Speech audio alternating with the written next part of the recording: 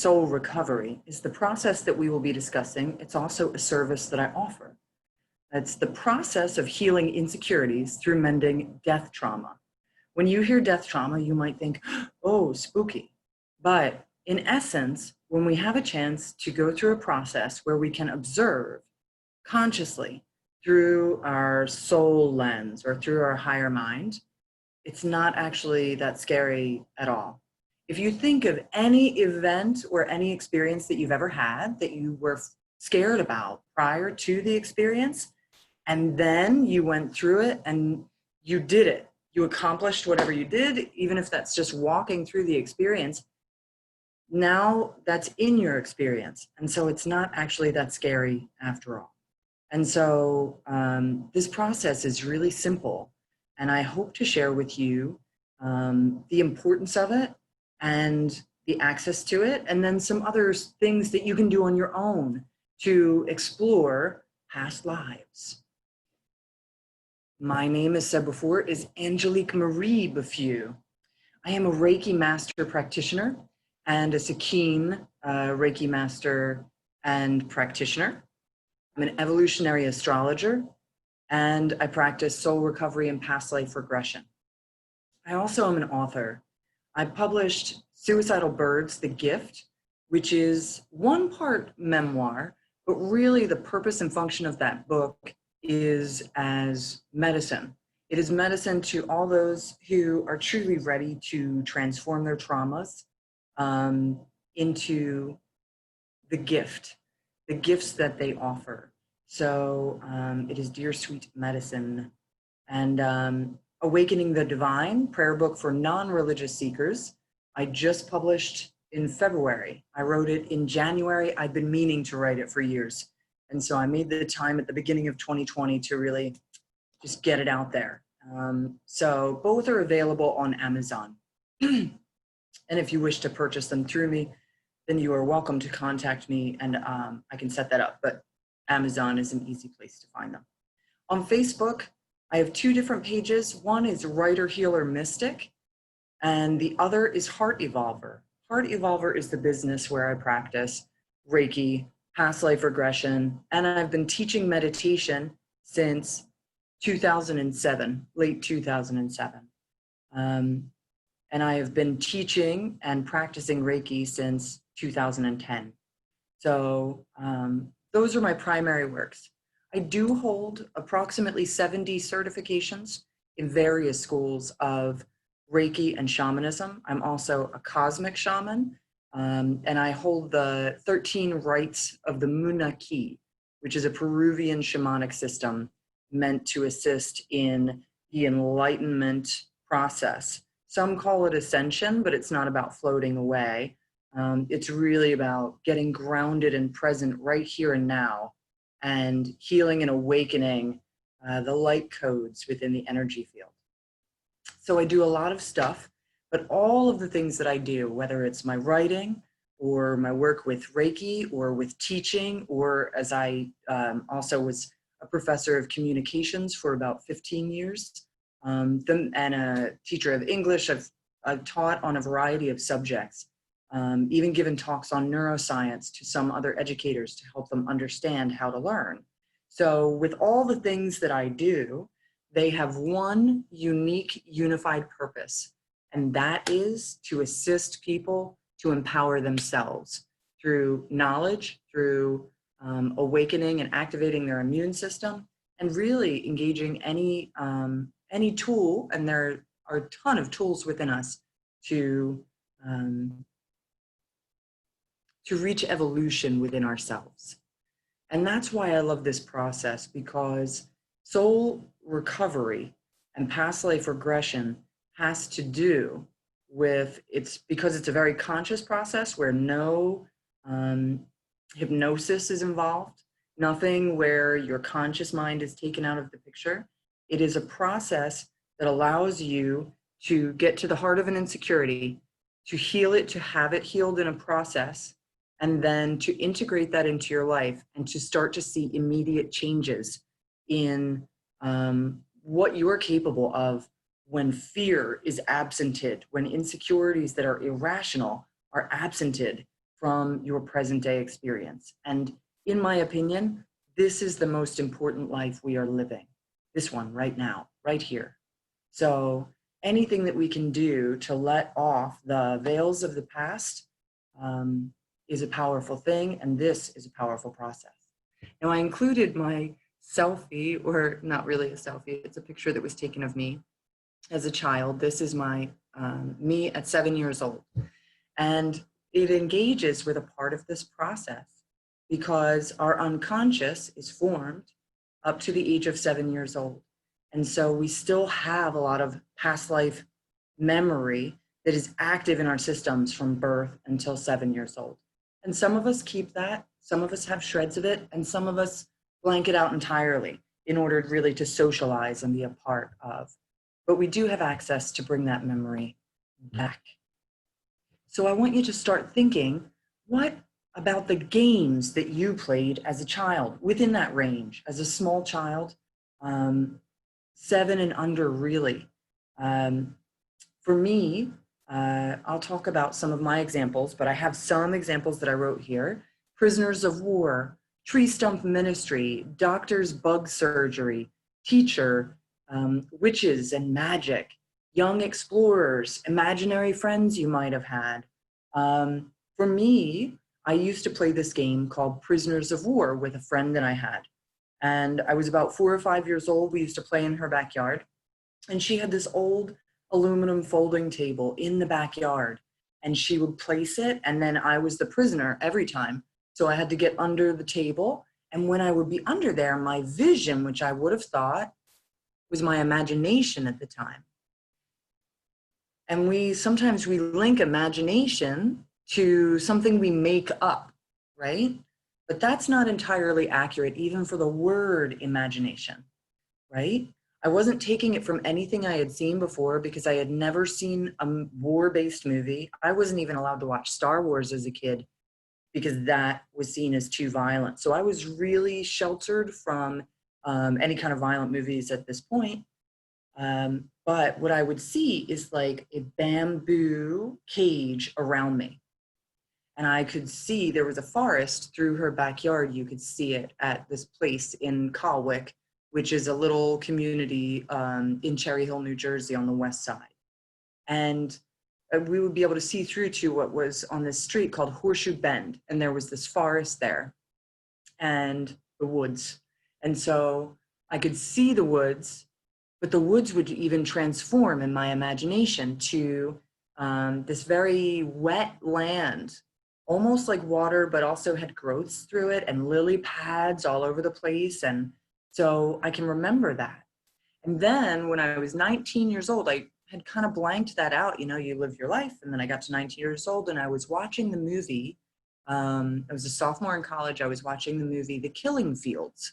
And The Killing Fields it's a movie about a real life experience in Cambodia where there was the Cambodian massacres. And in that movie, the cages, the bamboo cages that they had prisoners in were exactly like the one that I had seen as a child. And so that clicked and it felt like a deja vu moment, right? And the deja vu was to the memory, but the memory was of a memory. And so later I was able to go back and do regression work and soul recovery through certain memories such as this and start to repair any feeling of slavery or stuckness that I had been feeling in my life now. And that's really at the heart of how this works. So think to yourself about the games that you played and perhaps the irrational fears. So a clue that we have an insecurity that needs attention and conscious healing is a fear that perhaps has always been with us. And maybe we have some experience in early life or in our lifetimes that added on to it, but it's an irrational fear. So like when children are afraid of the ocean, the very first time they ever come in contact with it, we could say that that's an irrational fear because they have no prior experience of the ocean being dangerous in this life. Another example, so I have a list here. We've got fire, loss of a loved one, the ocean or swimming, the forest, large groups, public speaking, anyone outside of your family, being alone. So any of those fears, they will be irrational fears unless you have something to back it up. And if you don't have something to back it up experience-wise, then chances are it has its roots in another time. And those fears can create limits. So one example of one of the clients that I've worked with, she had, as a small child, she would give her mother her toys before she would go off to kindergarten each day to place her favorite toys in the sink.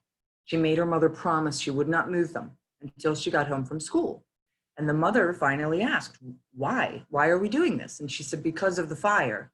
If the fire comes, these are my most important things. Place them in a safe place so the fire doesn't get them.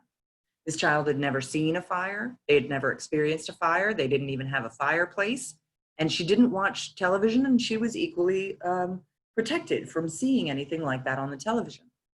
So this fear was irrational. And yet it was something that every day that year before she went in, this is something that was active. Now, later in life, without mending or healing that insecurity, she didn't go on to fear fire all the time. However, she became a hoarder. And through hoarding, she still wanted to keep all of her things, all of her things. Now, by becoming a hoarder, she was placing herself in danger of fire because there was a lot of clutter. She also was too embarrassed to allow other people to come to her home. She didn't know why she hoarded things. She did have a job. She was active out in life. And she became sick with a variety of different diseases, which caused her to be on a number of medications. And so all of this diluted her ability to experience life in the now. When she came to me and we did this work, she did this work and I guided her in it. Back to the life in which she had died in a fire. As she integrated, after a session, a person integrates these shifts into their system. And so then she was able to take certain actions. Within 2 months, she voluntarily cleaned out her home.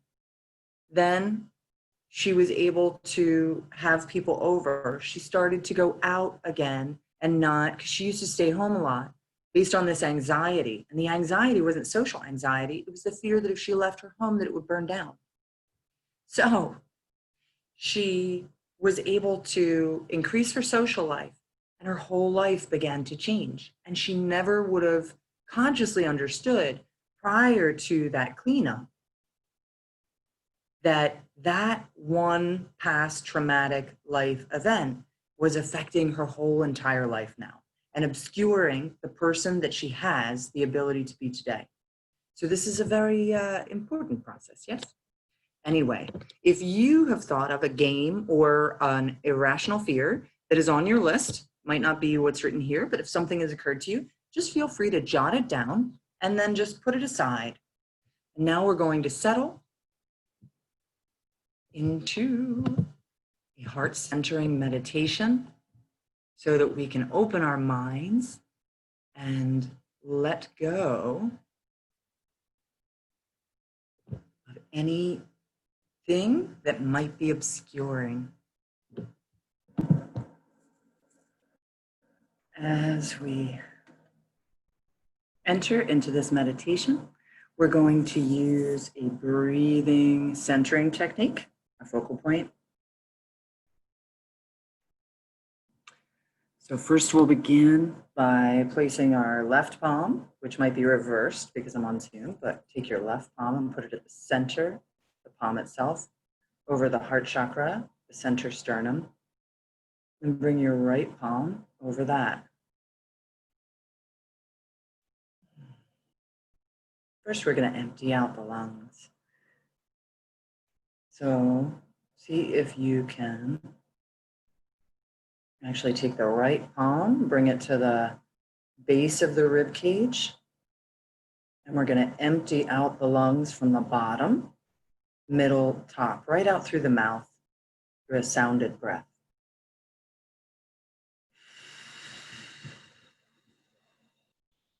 Empty, empty, empty.